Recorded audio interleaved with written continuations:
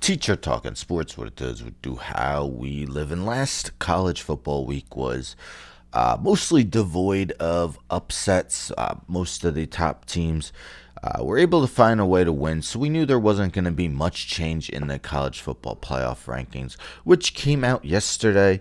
But one that has been a talking point throughout has been Miami being behind Notre Dame, not just behind them, with teams in between them. And that is despite Miami's head to head win in the first week, the first opening matchup between the two teams to begin this season.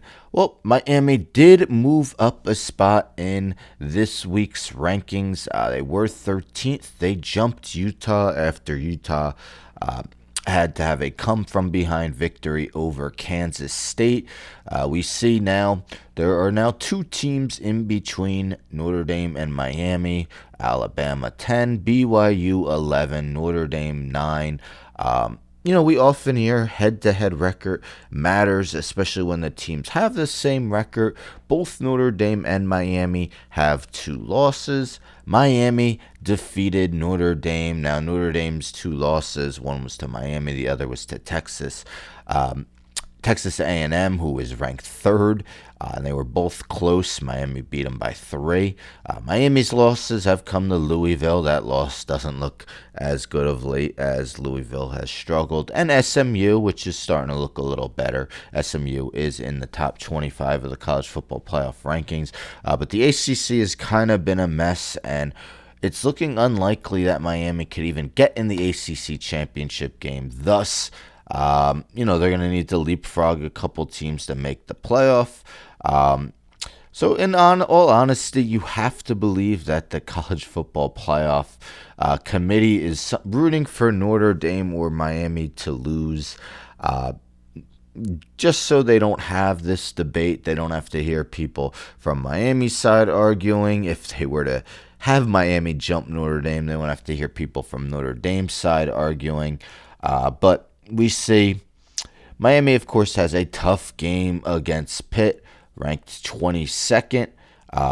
Pitt did just lose by a lot to Notre Dame, but Pat Narduzzi made it clear that the game meant nothing to Pitt, so you wonder how much that if Pitt gave their full effort. But anyhow, we see Miami favored by 6.5 on the road against Pitt. Meanwhile, Notre Dame has a cupcake in Stanford. Notre Dame's favored by 32.5. I mean, they did lose to Northern Illinois last year, but I think that wasn't quite as big a spread as this one. Now, Joey Galloway had some interesting comments regarding the two teams, Notre Dame and Miami. So we see here, this is via Newsweek. He said, Miami played Virginia Tech. Now they won the game. They had a touchdown at the end. It was meaningless, so let's call it a 10-point win. See them move up to set up the conversation everybody's been wanting to have. Can they get close enough to Notre Dame, get in the same grouping? When we're comparing these teams, very interesting move to see them move up one. You see, it says he argued Notre Dame looked like a more compelling team after the Irish beat Syracuse. I mean, Syracuse is an embarrassment. So Galloway acknowledged Miami defeated the Irish in Week 1, but doesn't think that game holds much value after a full season of football. In Week 1, Miami was a better team, and that's the only time Galloway said. But yeah, to point out a win against Syracuse is kind of crazy at this point, since their top quarterback went down. They've been terrible. But as I mentioned, it's going to take a lot for Miami to make the ACC championship. This was written a few days ago by the Palm Beach Post.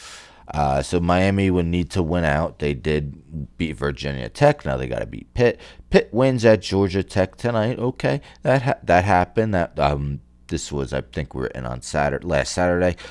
Virginia Tech wins at Virginia on November 29th. Virginia has had so many close affairs. But they are definitely the favorite to win that game, Virginia. So that's gonna be difficult. And then Duke and SMU both lose at least one more game. Both didn't lose. Last week, Duke beat North Carolina. Wake Forest is at Duke at 3:30 Saturday.